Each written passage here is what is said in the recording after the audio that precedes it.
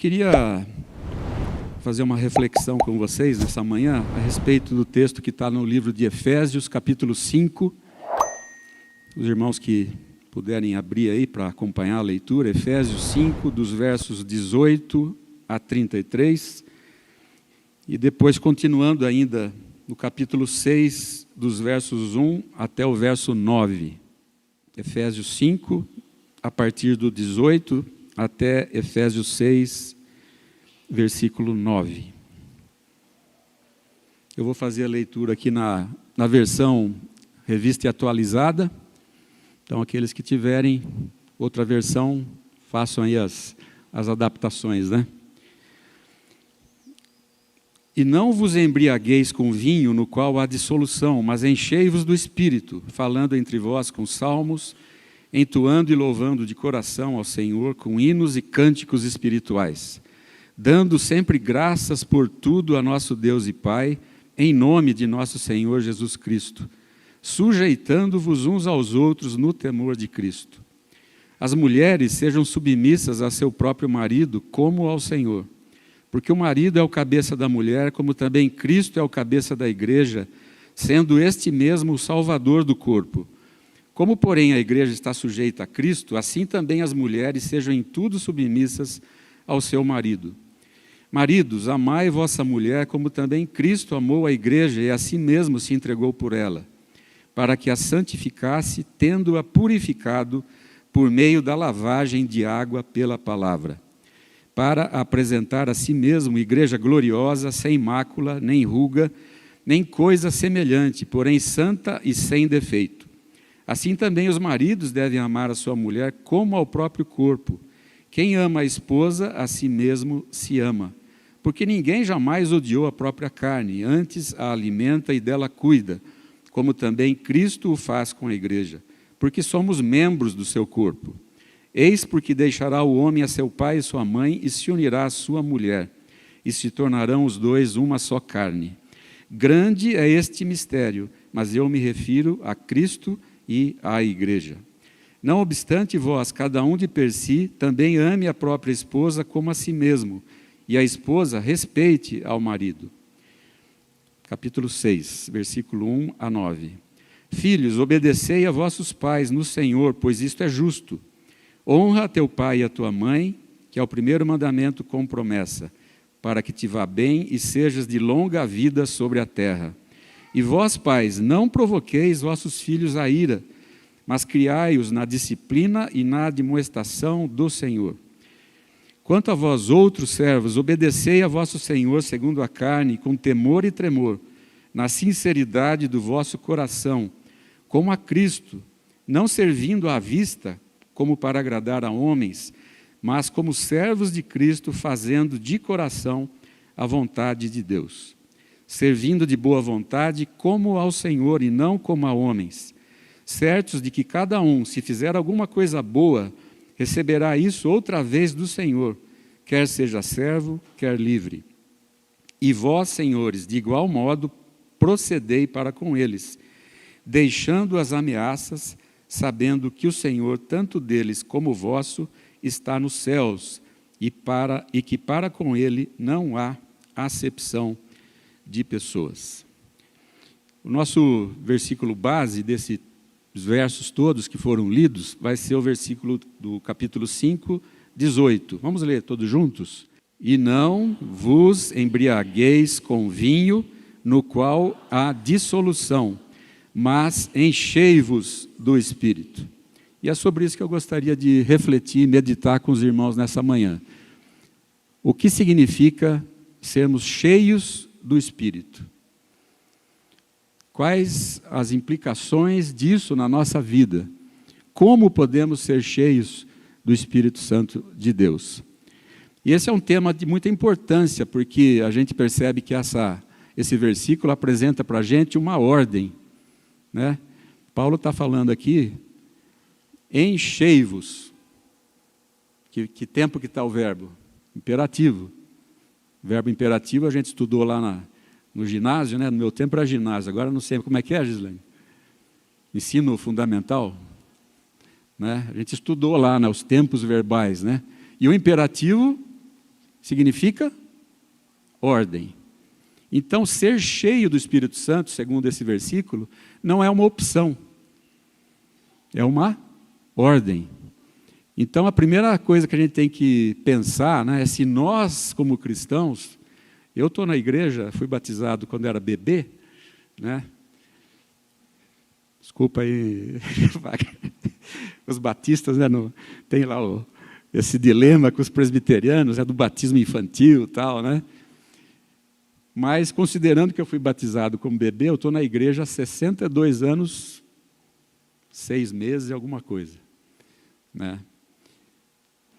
Seria muito estranho, né, vocês olharem para mim e verem em mim, estou me usando aqui como exemplo e me expondo, tá? Atitudes que não mostram que o Espírito Santo habita em mim, ou que eu seja crente meia boca, né? Então, o que se espera de um cristão à medida que ele vai avançando na sua caminhada cristã? Segundo esse texto. O que se espera?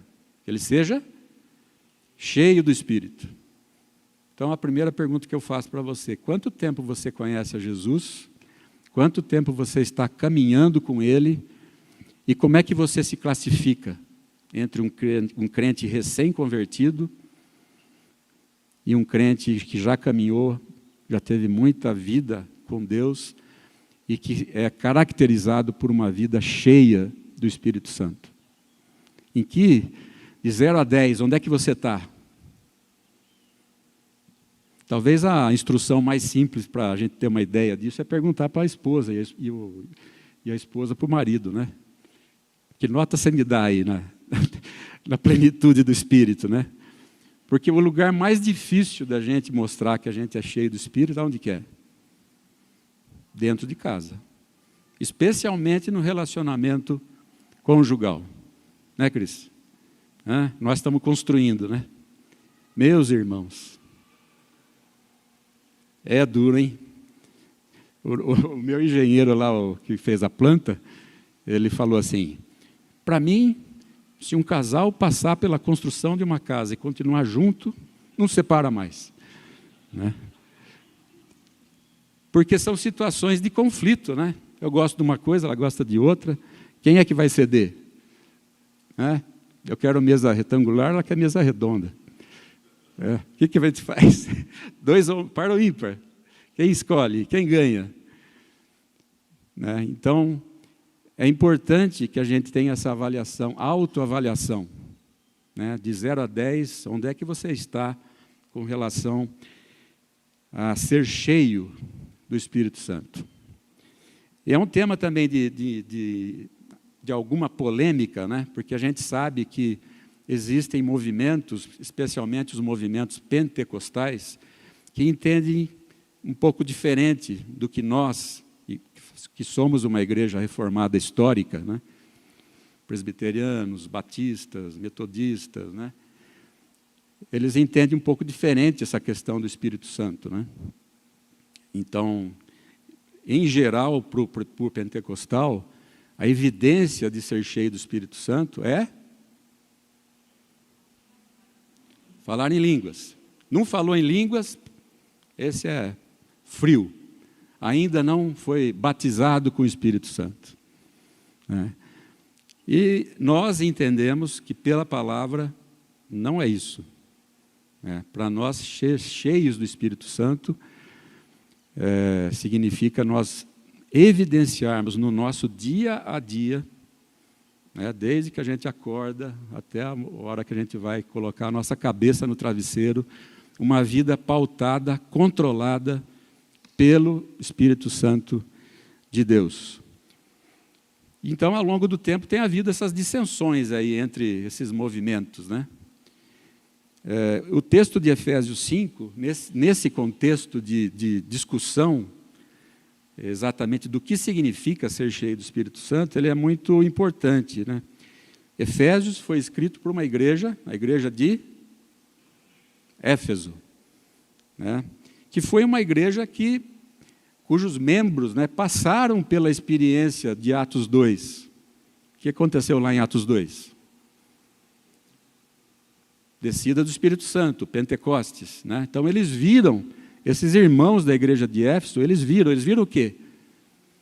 O Espírito Santo descendo, línguas de fogo, pessoas falando em línguas, e aqui fazendo a ressalva de que falar em línguas no contexto de Atos 2 é falar em línguas de outros povos, né? Medos, persas, gregos, certo? Mas eles viram tudo isso, né? De repente o Isaac aqui começa a falar, vamos supor, eu sou grego, ele é judeu, e de repente ele começa a falar em hebraico e eu entendo em grego.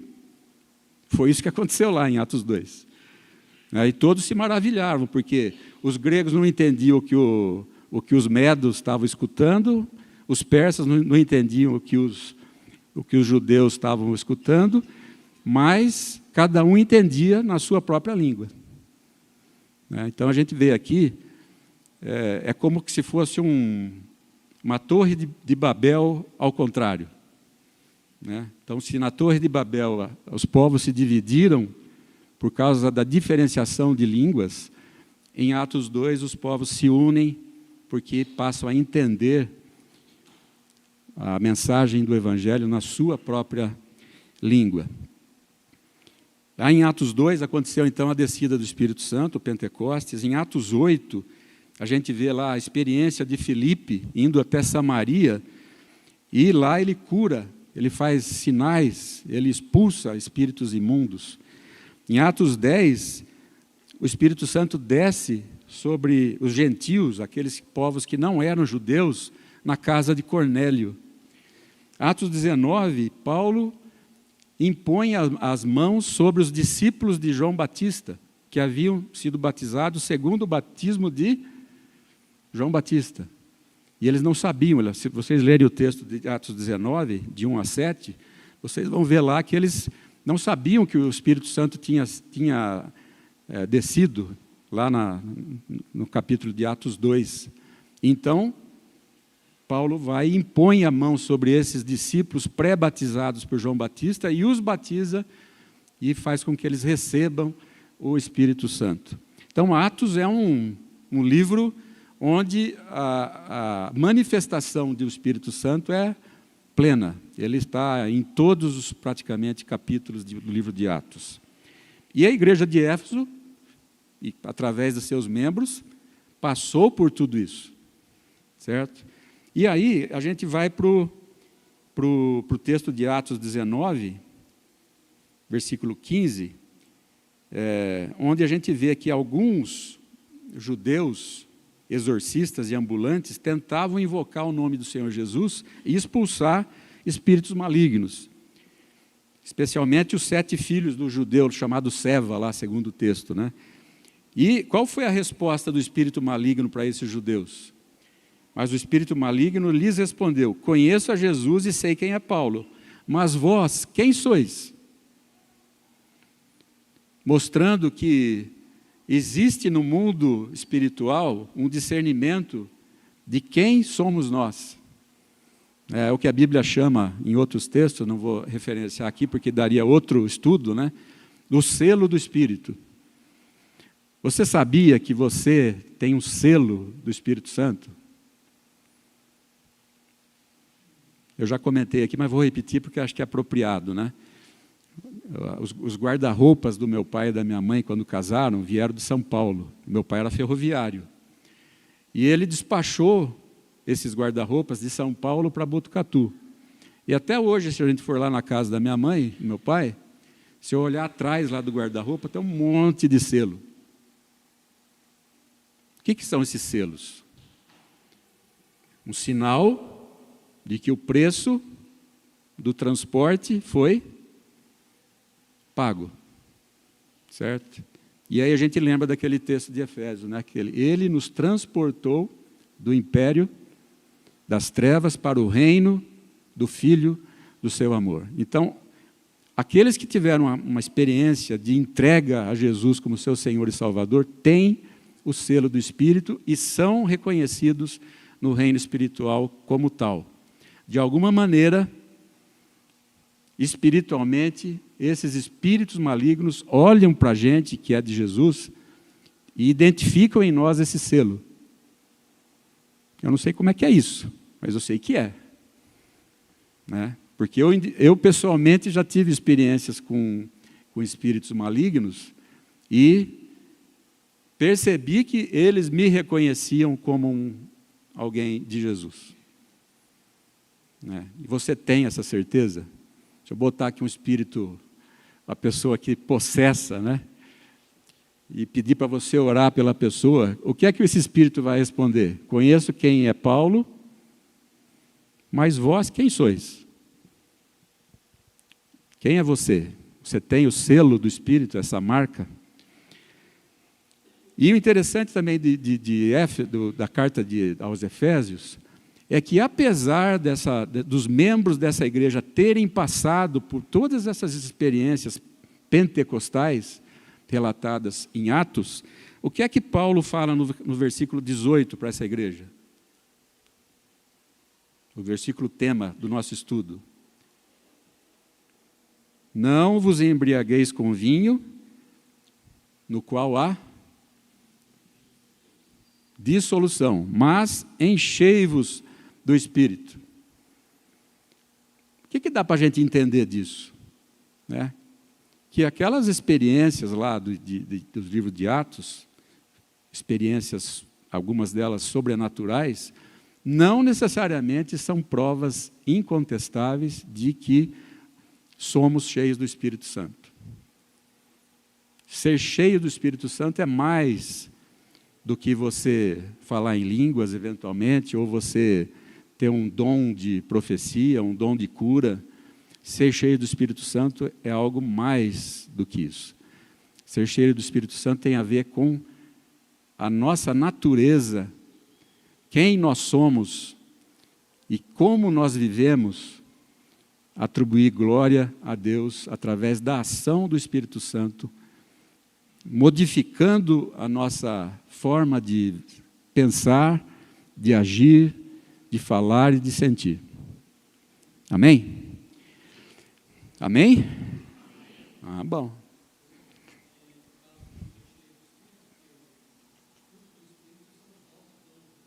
Vamos chegar lá. Não adianta não que nós vamos chegar lá. Então, nesse estudo de hoje, nós vamos ver o que significa ser cheio do Espírito Santo, como podemos ser cheios do Espírito Santo e quais são as evidências de que alguém é uma pessoa cheia do Espírito Santo. Quando a gente pensa em ser cheio do Espírito Santo, pode ser que a gente faça algumas associações, né? Principalmente aqui, ele fala aqui, né? Não vos embriagueis com vinho, né? Por que está falando de embriagueis com vinho, comparando com ser cheio do Espírito? Talvez algumas pessoas possam pensar, o Espírito Santo, ele pode... Eu sou, por exemplo, um grande vasilhame, um garrafão, né? E eu posso me encher com uma força, com uma energia, como um líquido, entre aspas, um gás. E essas pessoas que têm talvez essa dificuldade de entender e de associar o Espírito Santo como a terceira pessoa da Trindade, normalmente interpretam ser cheio do Espírito Santo como nós recebermos um poder, uma força, né? Mas não é isso o que a Bíblia ensina, né? Pelo contrário, né? A gente tem até algumas evidências, né? Existem pastores, eu não sei quantos de vocês já viram vídeos no YouTube, né? O pessoal até brinca, né? Pastor peão. Já viu o pastor peão? No culto, o cara começa a rodar, né? Rodar, né? Ficar rodando. Tem outro que pula, não sei o quê, né? Outro joga o paletó, receba o Espírito Santo e joga no Isaac, né? Aí o paletó cai na cabeça do Isaac, ele fica cheio do Espírito Santo. Será que é isso? Não, né? Ser cheio do Espírito Santo não significa isso, e quem faz isso não entendeu a mensagem bíblica, né? Porque o Espírito Santo ele não é submisso a vontade do ser humano. O Espírito Santo é a terceira pessoa da Trindade. Pai, Filho e Espírito Santo. Ele não está submisso a nós, né? E tem o pessoal também que marca culto de cura. Vem às 8 horas que você vai ser curado. Deus tem poder de curar? Tem? Tem. Mas nós temos autoridade para dizer quando que Deus vai curar? A nossa posição enquanto cristãos é de pedir que Ele cure. Se Ele vai curar, que horas que Ele vai curar, de que jeito Ele vai curar, não é problema nosso. Certo? Então, algumas coisas a gente vai ouvindo por aí, vendo na televisão, tal, e essas coisas vão entrando na nossa cabeça, e se a gente não tomar cuidado, a gente começa a perder referências doutrinárias que a Bíblia nos apresenta. O Espírito Santo é Deus. Ele não está sob o nosso domínio, sob o nosso controle. O que diz lá em João? O vento sopra onde quer, ninguém sabe de onde ele veio, nem para onde ele vai. Assim é todo aquele que é nascido do Espírito. O Espírito Santo é soberano. Se ele quiser soprar aqui hoje, começar aqui todo mundo a ter uma experiência sobrenatural com Deus, ele vai fazer. Se ele não quiser, não vai fazer, não vai acontecer. Ele é Deus, ele é a terceira pessoa da Trindade e ele é quem dita as ordens na nossa vida, né? Longe de nós termos o controle sobre o Espírito Santo, nós, quando formos cheios do Espírito Santo, seremos controlados por ele. Então é o inverso do que a gente vê em algumas igrejas por aí. O verdadeiro crente cheio do Espírito Santo, ele não controla o Espírito o controla. E se o Espírito nos controla, quando nós somos cheios do Espírito Santo, se o Espírito é santo, como nós seremos? Igualmente santos, certo? Então, a santidade do Espírito de Deus invade o nosso ser e faz com que o nosso viver seja santificado. Santificado tem 2 significados, os irmãos conhecem já, né? Alguns pelo menos. Nós somos santos com 2 sentidos. Primeiro, nós temos uma santidade posicional, né? Várias cartas de Paulo começam assim: aos santos da igreja de Éfeso, aos santos da igreja de Corinto. Mas a gente vai olhar lá a igreja de Corinto, tem fofoca, tem ciúme, tem briga, tem dissensão, tem facção. Que história é essa? A igreja é santa e tem tudo isso aí na igreja que não entendi. Então, o primeiro sentido em que nós somos santos é o sentido posicional. Em Jesus, quando nós somos regenerados, nós posicionalmente já somos vistos como santos, como separados. Separados para viver para Deus. E o outro aspecto da santidade é o aspecto experiencial, que é o que demonstra como nós vivemos a nossa vida, no dia a dia. Com relação à santidade experiencial, nós vamos crescendo até o nosso último suspiro de vida. Então, nós estamos num processo de santificação até o dia que Deus nos chamar para Ele. Certo? Então, essa santidade do Espírito, ela se revela em nós dessas 2 maneiras. Nós já somos vistos como santos por Deus, separados para Ele, mas na nossa vida cotidiana, nós vamos ainda experimentar lutas, problemas com o pecado, e à medida que a gente vai sendo controlado mais e mais pelo Espírito Santo de Deus, nós vamos deixando de pecar. Por isso que a palavra fala lá em 1 João, né? Aquele que está em Deus não vive pecando. Ele não fala que não peca. Certo? Então o cristão, ele não vive pecando como uma coisa rotineira, frequente. Então o pecado na pessoa, no crente que é cheio do Espírito Santo, deve ser algo ocasional. pontual. Então, é um termômetro para nós também, né? Quantas vezes você apresenta os seus pecados em confissão diante de Deus? Quanto mais perto, aquela comparação, né? Quanto mais perto da luz, mais a gente enxerga os nossos defeitos. Não é assim? Você entra numa casa lá que foi pintada, né? Meus exemplos são de construção, tá? Você entra numa casa lá que foi pintada, mas tem uma luzinha lá, 60 watts, né? Você olha na parede e diz, ficou bom, tá legal, né? Aí não sei quem lá, a esposa fala, não, vamos comprar uma lâmpada de 150. Né? Põe a lâmpada lá de 150, nossa, pintura tudo cheio de escorrido, defeito. Né? Por quê? Uma luz de maior intensidade nos leva a enxergar mais defeitos. A mesma coisa com a gente. Quanto mais comunhão a gente tem com Deus, mais nós enxergamos os nossos próprios defeitos. E assim, se você se acha muito bom, se você acha que você peca pouco, tem uma má notícia para você. Troca a lâmpada, ou seja, se aproxima de Deus que você vai enxergar direitinho quem é você. Sinceramente, às vezes eu fico me perguntando, como é que Deus me aguenta, né? Porque só nós sabemos os sentimentos, os pensamentos, os desejos que a gente tem. Né? Às vezes a gente acha, olha para uma pessoa, né? Olha para o Renato, lá, nossa, o Renato é um cara, deve pecar muito pouco.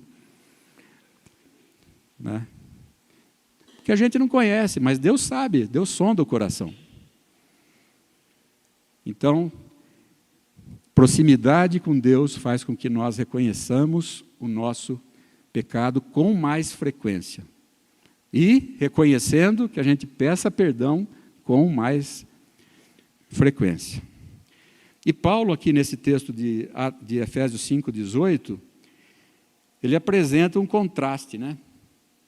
Então ele fala lá, e não vos embriagueis com... Vai lá, pessoal, participação, todo mundo junto, vinho! Aê! E não vos embriagueis com... Mas... Qual que é o ponto comum entre essas duas frases? Não vos embriagueis com vinho, no qual há dissolução, mas enchei-vos do Espírito. O que acontece com a pessoa que se embriaga com vinho, com cerveja, com vodka, com uísque, com qualquer outra coisa que tenha álcool? O que acontece? Oi? Perde o controle, né? Então, a gente está cansado de ver, né? João, nas festinhas aí, né, da empresa, né? Tem gente que toma 2 copos de cerveja, já começa a falar enrolado, sai fora do normal, né? Começa a se entregar, né, Isaac? Faz brincadeira inconveniente, solta a língua, né? Começa a falar o que nunca falou, né? Perde o controle, às vezes perde até controle fisiológico, né? Tem um governante aí que foi até flagrado, né? Molhado com a sua própria necessidade fisiológica, né? Porque perdeu o controle, né? Certo? O que o álcool faz? Faz isso. Faz com que a gente fique dominado pelo álcool. O nosso cérebro fica inundado pelo álcool e a gente se descontrola. As nossas reações, as nossas ações, as nossas palavras são completamente modificadas. Agora, se nós somos cheios do Espírito Santo, quem é que nos controla? Não é o álcool, é o Espírito. Certo? Pode falar.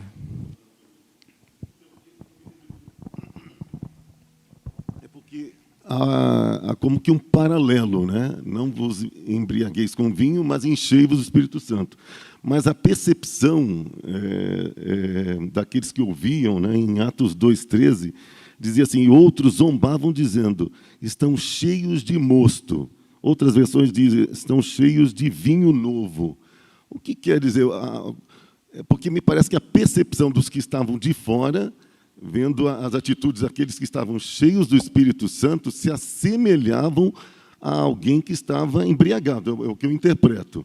E o problema é que a justificativa, mas como? Se ainda era a terceira hora. Eu não entendo muito bem essa questão de horário. Terceira hora não é necessariamente às 3 horas da tarde, né, pelo que eu já ouvi dizer, né?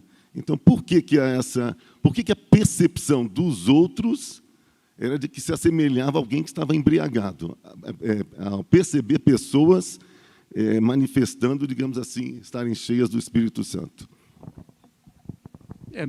Nesse sentido mesmo, de estarem sendo controladas pelo Espírito, de uma forma que perderam, muitas vezes, o controle que elas tinham individual,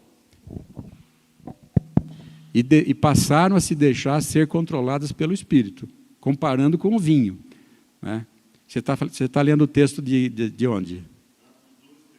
É a experiência de Pentecostes, certo? O que aconteceu lá? Estava um monte de gente reunida num lugar, começaram a falar em línguas dos povos que estavam reunidos ali. Imagine, vamos supor aqui, nós estamos aqui, o nosso grupinho aqui é os discípulos lá do Pentecostes.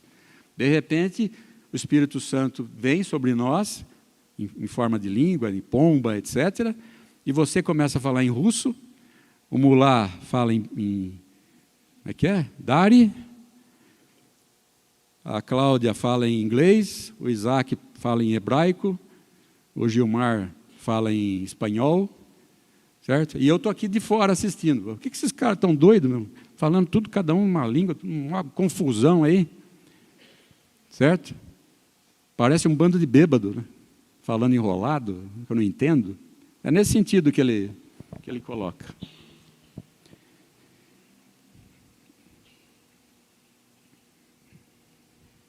Então, pessoal, a pessoa cheia do Espírito Santo, ela é de tal forma controlada pelo Espírito, que seus pensamentos, palavras, sentimentos, ações são dominados pelo Espírito, são controlados por Ele. A gente até canta, né? O Espírito, como é que é, Mirella? Vem dirigir o meu viver. Vem o quê? O ancião aqui não lembra da letra. Vem controlar o meu agir, o meu sentir, né? Essa é a letra do cântico. E é isso que acontece com quem é cheio do Espírito. Somos controlados de forma integral. Se essa é, vamos dizer assim, a semelhança que existe entre embriaguez com vinho e plenitude do Espírito, ou seja, o controle é a semelhança, né? A embriaguez, o controle está com o álcool. Na plenitude do Espírito, o controle está com o Espírito. Então, quanto mais cheia de álcool a pessoa for, mais descontrolada ela será. E quanto mais cheio do Espírito Santo uma pessoa for, mais controlada pelo Espírito Santo ela vai ser. Certo? Quando Paulo escreveu a carta aos Efésios, ele estava preso. Já estava preso. E ele, na prisão, ele escreve também uma outra carta aos Colossenses. E essa carta aos Colossenses, ela tem um capítulo, que é o capítulo 3, que se equipara a esse texto que a gente leu em Efésios 5. Quem quiser abrir lá, Colossenses 3, no versículo 16, diz assim: habite ricamente em vós a palavra de Cristo, instruí-vos e aconselhai-vos mutuamente em toda a sabedoria, louvando a Deus com salmos e hinos e cânticos espirituais, com gratidão em vosso coração. E tudo o que fizerdes, seja em palavra, em ação, fazei em nome do Senhor Jesus, dando por Ele graças a Deus Pai. Depois, a partir do 18, esposas, sede submissas ao próprio marido. Ele começa a repetir o que ele falou lá para a igreja de Éfeso, com relação a como é que tem que ser o relacionamento marido, esposa, esposa, marido, filhos, servos, certo? E que parte desse texto de Colossenses 3 corresponde ao verso 18 de Efésios 5? Lembrando que Efésios 5,18 diz o que mesmo? E não vos embriagueis com vinho, no qual há dissolução, mas enchei-vos do Espírito. Que texto, que parte, que versículo de Colossenses 3 se equipara a Efésios 5,18? Certo? Qual parte de Colossenses 3 se equipara a Efésios 5,18? Quem falou? Parabéns para a Tânia. 16.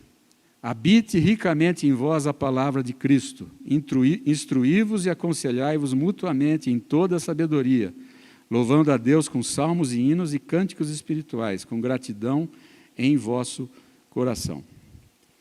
Então, através desse verso 16, quando Paulo escreve à igreja de Colossos, ele mostra que ser cheio do Espírito Santo é a mesma coisa que a palavra de Deus habitar ricamente em nós. Então, não existe essa de você dizer que é cheio do Espírito Santo e você não ter a palavra de Deus habitando, a palavra de Cristo habitando ricamente na sua vida.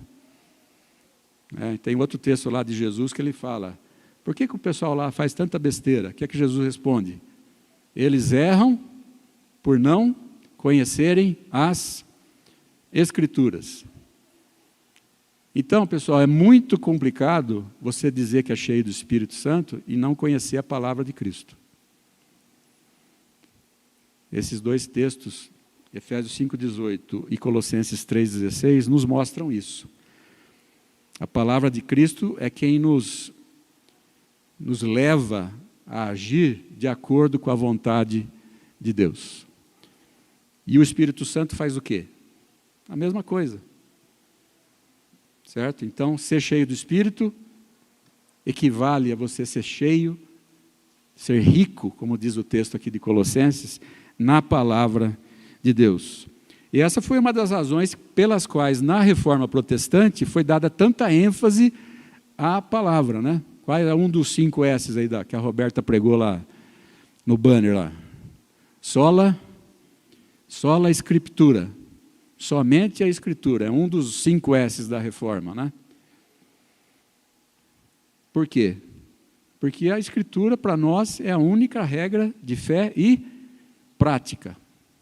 A Igreja Católica entende assim? Não.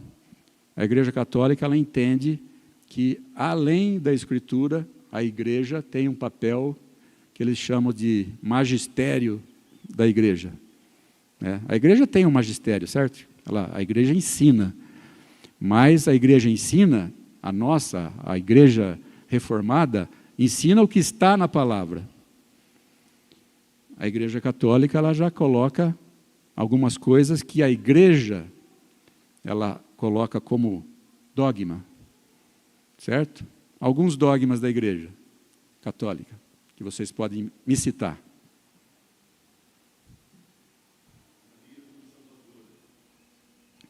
A Assunção de Maria aos céus, né? Então, a Igreja Católica prega que Maria foi assunta, subiu aos céus, assim como Jesus. Em nenhum lugar da Bíblia existe referência a isso. A Igreja Católica prega que Maria intercede por nós, certo? Em nenhum lugar da Bíblia isto aparece de forma clara e explícita.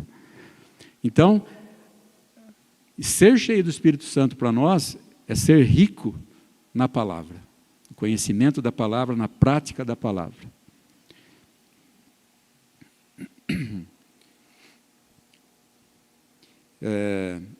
Eu vi um vídeo, esqueci de comentar, esse estudo aqui está baseado...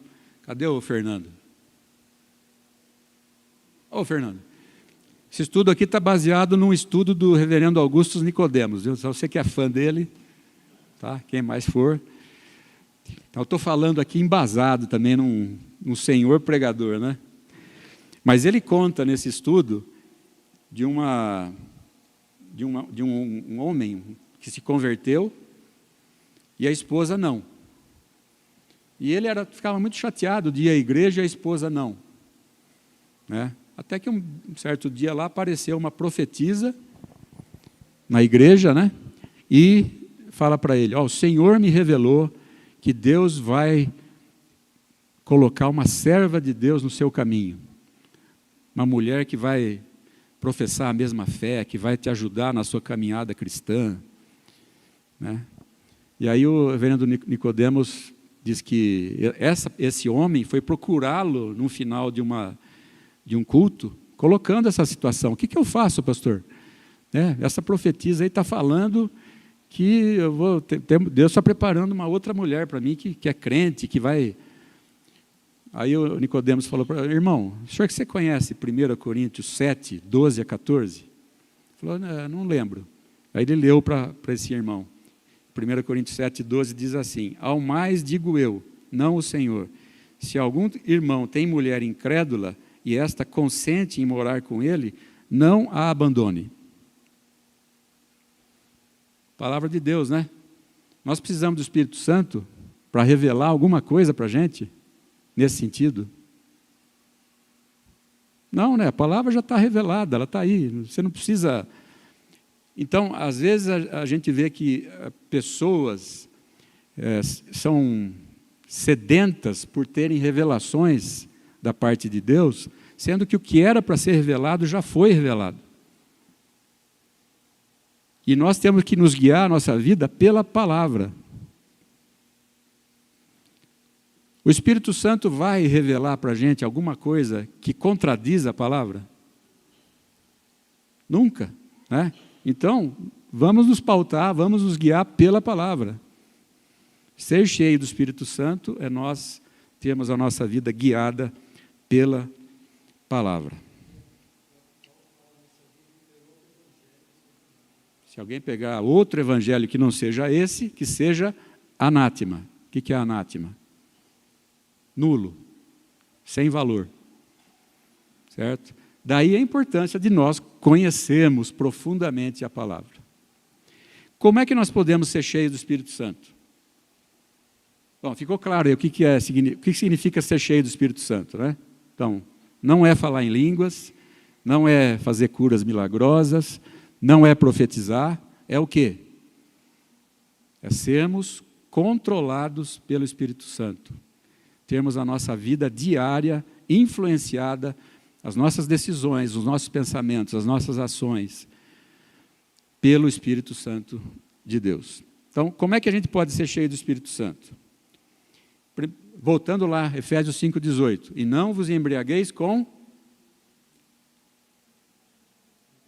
De novo, pessoal, vai lá. E não vos embriagueis com...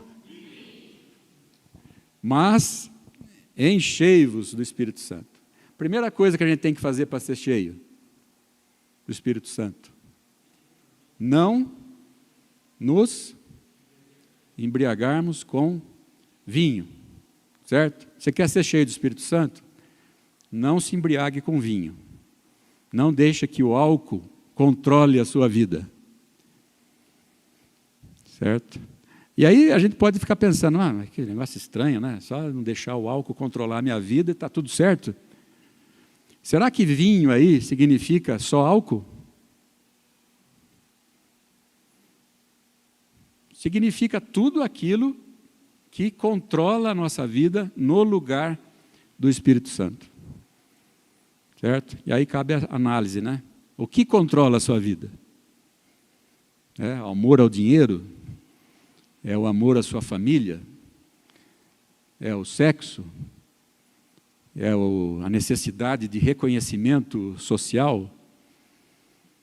Tem gente que vive em busca disso. Eu quero ocupar os primeiros lugares nos bancos. O que controla a sua vida? Então, a gente pode trocar a palavra vinho por qualquer coisa que exerça domínio sobre nós. E que, para sermos cheios do Espírito Santo, antes disso, nós precisamos deixar essas coisas. O que fala lá? Não vos embriagueis com vinho. Então, Não tenha amor ao dinheiro. Não tenha necessidade de ser o primeiro. Se você é muito competitivo, quer sempre ser o primeiro, né? Lá nos legendários eu queria ser o último, porque me botaram de primeiro, de capitão, lá quase morri, carregando aquela bandeira. Então, ser o último não é fácil, né? Principalmente se você tem um certo status, né? Imagina aqui uma pessoa de sei lá, celebridade que apareça na igreja, né? Todo mundo vai querer, né? Dar o primeiro lugar, não sei o quê, né? E se essa celebridade fala, não quero isso, vou sentar lá no último, não precisa me trazer nada, eu estou bem aqui. Né? Não é qualquer um que faz isso, né? Uma celebridade que faça isso. Então, se colocar o outro na nossa frente não é uma coisa fácil. E o reverendo Nicodemos, ele ilustra o seu estudo com uma outra história ocorrida com a tribo Zulus da África.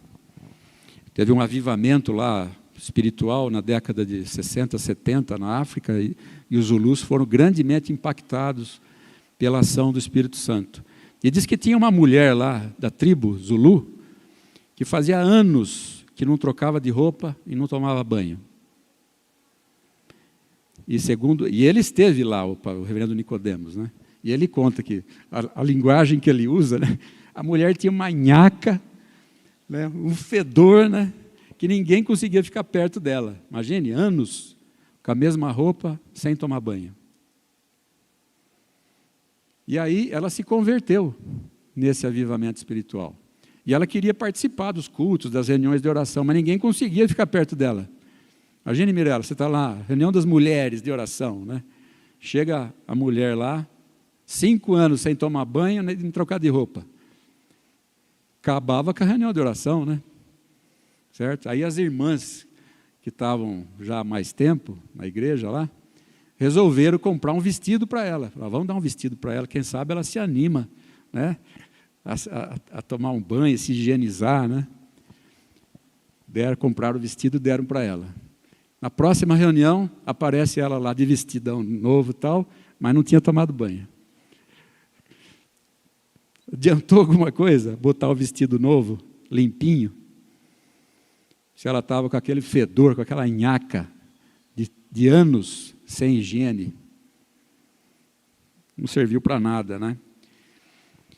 Então, o paralelo que ele fez, né, é que a gente até pode botar uma capa de religião, né, um vestido novo, né, uma calça nova, uma camisa nova, uma capa de religião sobre nós, sobre a nossa vida. Mas se a gente não for lavado verdadeiramente pelo Espírito Santo de Deus, o nosso cheiro vai ser do pecado. E o pecado cheira mal, né? Então, a partir do capítulo 5, dos versos 20 a 24, Paulo apresenta para a gente a dinâmica da santificação. Como é que a santificação acontece na vida daquele que quer ser cheio do Espírito Santo? Efésios 5, dos versos 20 a 24. Mas não foi assim que aprendestes a Cristo, se é que de fato tendes ouvido e nele fostes instruídos, segundo é a verdade em Jesus, no sentido de que, quanto ao trato passado, vos despojeis do velho homem que se corrompe segundo as concupiscências do engano, e vos renoveis no espírito do vosso entendimento, e vos revistais do novo homem criado segundo Deus em justiça, retidão, procedentes da verdade. Continuando, 25. Por isso, deixando a mentira, e fale cada um a verdade. 26. Irai-vos e não pequeis. 28. Aquele que furtava, não furte mais, mas trabalhe. 29. Não saia da vossa boca nenhuma palavra torpe, e sim unicamente a que for boa para edificação. Não entristeçais o Espírito de Deus, no qual fostes selados para o dia da redenção. Então, segundo esse texto de Efésios 5, a dinâmica da santificação consiste em nós nos despirmos do velho homem.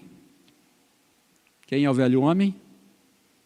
a nossa natureza adâmica, a que herdamos de Adão. Como é que a gente se despe do velho homem? Mortificando o pecado na nossa vida, dizendo não ao velho homem, e a gente se reveste do novo homem, dizendo sim para o Senhor Jesus. Romanos 6,11 diz mais ou menos a mesma coisa. Romanos 6,11 diz: considerai-vos mortos para o pecado, mas vivos para Deus em Cristo Jesus. Colossenses 3,5, que é o texto paralelo de Efésios 5, né? Diz assim: fazei, pois, morrer a vossa natureza terrena. Certo? Então, a dinâmica da santificação é essa. É nós nos considerarmos mortos para o pecado. Então, quando a tentação vem, o crente que está numa caminhada de santificação para ser cheio do Espírito Santo, ele tem que lembrar que ele está morto para o pecado. Então, qual que é outro texto que fala lá? Resisti ao diabo e ele fugirá de vós. Então, essa é a postura do verdadeiro cristão, dizer não ao pecado. Oi? 4, Efésios 4, né? Certo. Então, os versos 25, eles mostram, 25, 28 e 29, por exemplo, né? Eles mostram sempre que a gente tem que deixar alguma coisa e fazer outra. Então, deixa a mentira, fale a verdade. Não furte mais, trabalhe com suas mãos. Não fale palavra torpe, fale aquilo que edifica e transmite graça. Se a gente dá muita ênfase por não faça isso, não faça aquilo outro, não isso, não aquilo, a gente corre um risco de ser o quê? Uma igreja e cristãos legalistas, uma igreja que é baseada em regras. Se a gente esquece dessa mortificação do pecado e dá muita ênfase àquilo que devemos fazer, a gente corre o risco de ser uma igreja triunfalista, que só enxerga o que deve fazer, mas não o que não deve fazer. Certo? Então, esse texto mostra que a dinâmica da santificação apresentada por Paulo aqui, ela inclui a mortificação do pecado na nossa vida e a prática daquilo que agrada a Deus. Antes de nós sermos cheios do Espírito Santo, nós temos de tratar o pecado na nossa vida. Esse texto nos mostra que a dinâmica da santificação é essa. Se você quer ser cheio do Espírito Santo, você tem que ter consciência de quais são os pecados que te controlam, que te dominam. Somente quando você tratar isso, você vai estar livre para se submeter completamente ao Espírito Santo de Deus. Ainda nos versos 19, 20 e 21, vê para mim esse é Efésios 4 ou 5, agora me confundi aqui, Ricardo. Efésios 5 ou 4, 19, começa que jeito?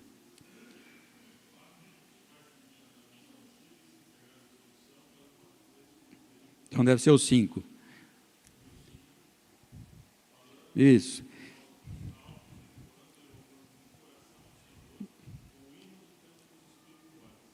Amém.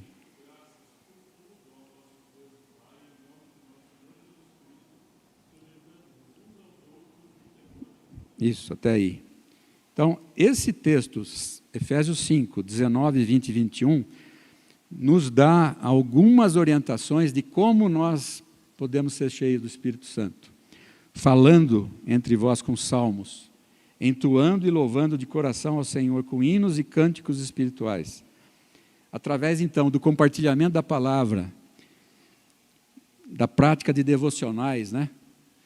Nós estamos no grupo de discipulado, aí, os homens, né? E nós temos sido estimulados a ter a nossa hora devocional, para aumentar o conhecimento da palavra, a profundidade do conhecimento da palavra, e também a oração. Então, falar entre nós com salmos, entoar e louvar de coração ao Senhor, é uma ferramenta que Deus nos dá para nós sermos cheios do Espírito Santo. Versículo 20, dando sempre graças por Deus a tudo. Gratidão. Você já conheceu uma pessoa que para ela está tudo ruim? Essa casa não presta, o carro não presta, o marido não presta, o chefe não presta, a igreja não presta, nada presta. Então, um espírito grato, o espírito de gratidão, nos leva a sermos cheios do Espírito Santo. E o versículo 21, sujeitando-vos uns aos outros no temor de Cristo. Então, a sujeição entre nós, é o que a gente falou um pouquinho atrás, né? Você dá preferência ao irmão, nos leva a ser cheios do Espírito Santo. Preferirmos o irmão, né, à nossa vontade. E uma coisa interessante desse texto que a gente acabou de ler, Efésios 5, 19, 20 e 21, é que ele está falando sempre de coisas que a gente faz sozinho ou em comunidade.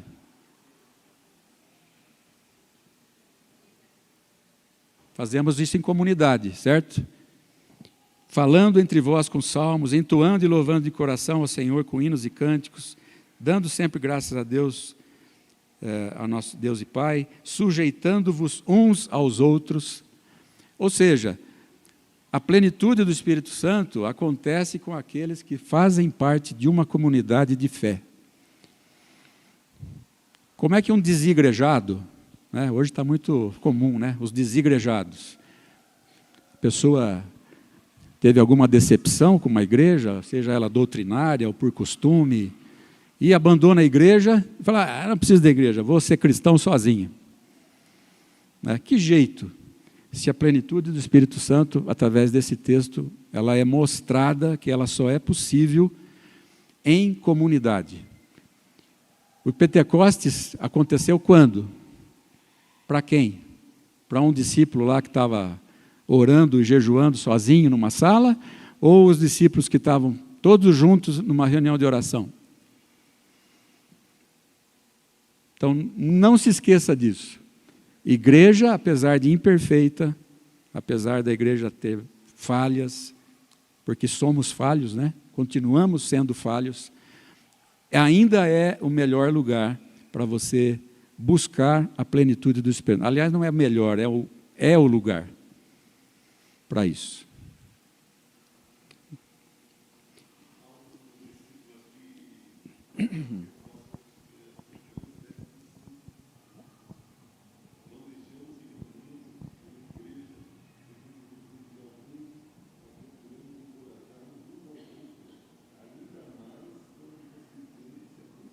Isso. Não deixemos de reunir, né? Então, essa é a palavra.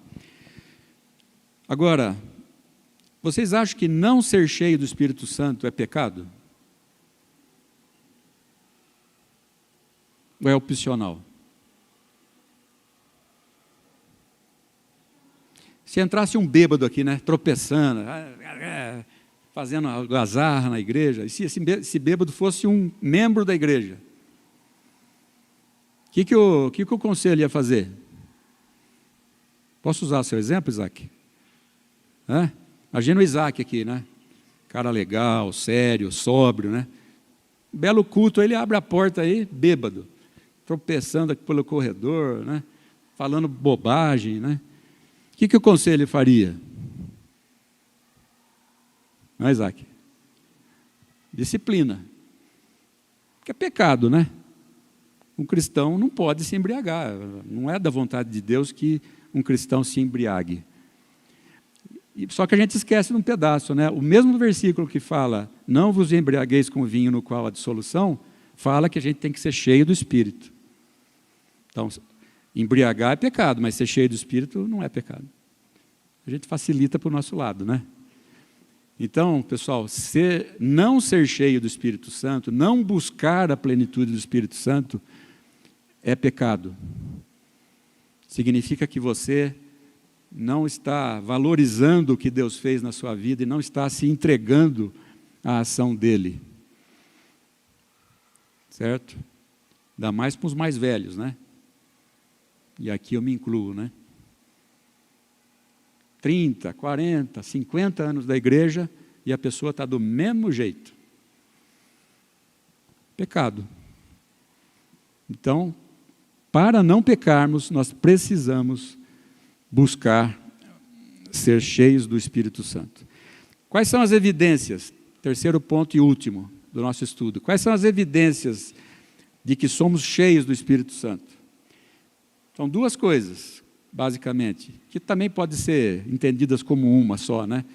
Mas o texto de Efésios 5 vai falar lá como é que a esposa tem que ser com o marido. Como é que a esposa tem que ser com o marido? Submissa. E o marido? Submissa no Senhor, né? E o marido tem que amar a igreja, assim como Cristo amou, tem que amar a esposa, assim como Cristo amou a igreja. O interessante é que os versículos que falam do marido são em maior número do que a exortação para as esposas, né? Às vezes a gente acha, né, que o que é mais fácil? A esposa ser submissa no Senhor ao marido ou o marido amar a esposa como Cristo amou a igreja?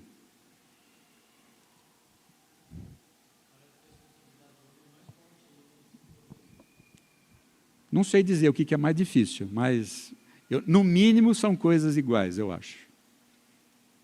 Na minha visão, né? Na minha interpretação. No versos 1 a 3, vai falar dos filhos. Filhos, obedecei a vossos pais, para que vocês tenham vida longa. Pais, não irritem os seus filhos. Que jeito que o pai irrita o filho? Sendo toda hora cobrando, né? Não tem tolerância, não tem paciência, né? Um exemplo, né? Os servos trabalhando como se fosse para o Senhor e não para o patrão. E o patrão tratando o servo com respeito, sem fazer ameaças. Então, a primeira evidência da plenitude do Espírito é o nosso relacionamento interpessoal. Como é que a gente se relaciona na família? Como é que a gente se relaciona no trabalho, na igreja, na vizinhança? E aí, de novo, né, se você quiser ter uma pista, pergunte para as pessoas que você se relacione, como é que elas te veem em relação ao seu comportamento, às suas palavras. Talvez você tenha alguma surpresa, né? Oi.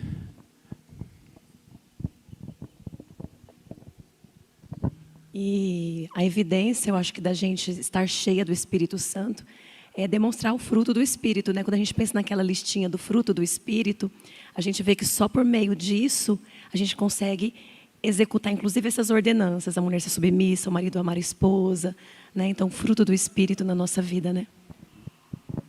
É o próximo ponto. Então, o nosso relacionamento interpessoal revela se somos cheios do Espírito ou não. E, como a Mirella acabou de colocar, o fruto do Espírito. Aí eu gostaria aqui de ler um texto que está em 2 Coríntios 2, versículo 15, onde Paulo diz assim: porque nós somos para com Deus o bom perfume de Cristo, tanto nos que são salvos como nos que se perdem. Vocês já entraram em São Paulo, num ônibus, horário de volta para casa? Já?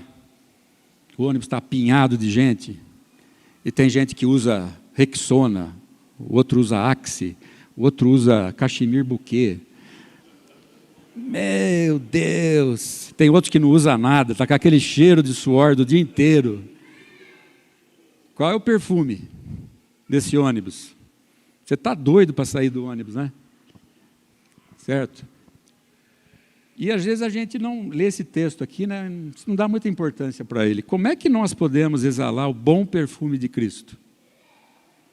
Que perfume você exala? Né? Exatamente o fruto do Espírito, né? O fruto do Espírito na nossa vida, que está lá em Gálatas 5, dos versos 22 a 25, eles são as mulheres que gostam desse termo, né? São as notas de perfume, né? Nota madeirada, nota cítrica, nota não sei o quê, né?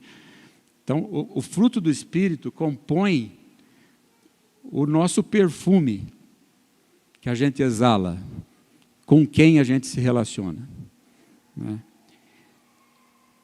Então, quais são os frutos, né? Lembram lá? O fruto do Espírito é amor, alegria, paz, longanimidade, benignidade, bondade, fidelidade, mansidão, domínio próprio. 9. Só que a palavra diz que é o fruto. Não são frutos. Então, é como se a gente tivesse o cacho de uva, é o fruto do Espírito Santo. Os gomos de uva são os aspectos desse fruto. Então, amor é um aspecto, alegria é outro aspecto, benignidade é outro aspecto.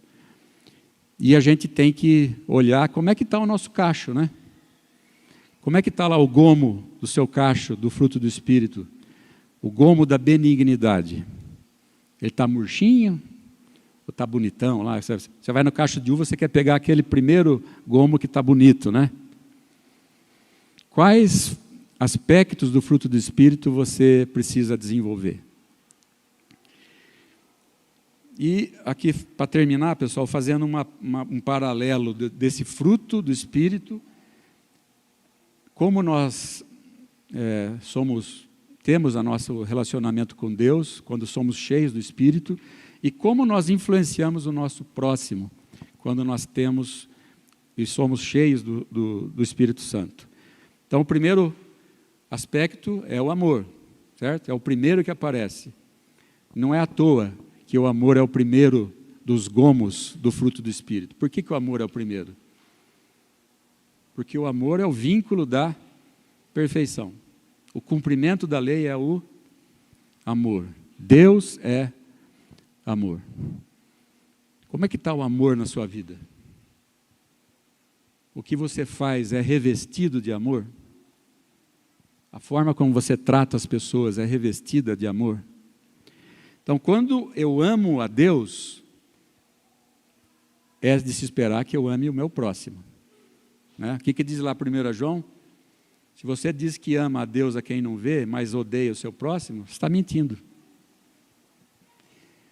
Quando eu tenho alegria no Senhor, eu transmito alegria para o meu próximo.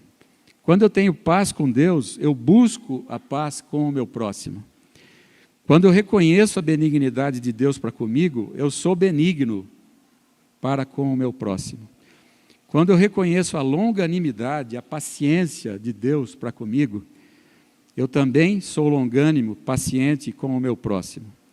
Quando eu reconheço a bondade de Deus, eu também sou bom para o meu próximo. Quando eu sou fiel a Deus, eu também sou fiel nos meus relacionamentos. Quando eu desfruto da mansidão de Deus, eu também sou manso nos meus relacionamentos. E por fim, quando eu sou submisso ao senhorio de Jesus, eu tenho domínio próprio em meus atos, palavras e pensamentos. Então, essas são as evidências. Meu convite para você nessa manhã é que você faça uma autoanálise. Você pode se dizer que é cheio do Espírito Santo?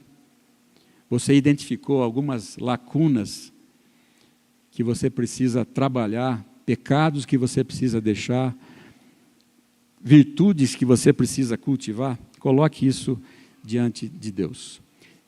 E para a gente terminar, eu queria que a gente ficasse em pé e lesse Efésios 5, 14 a 18, todos juntos. Efésios 5, 14 a 18.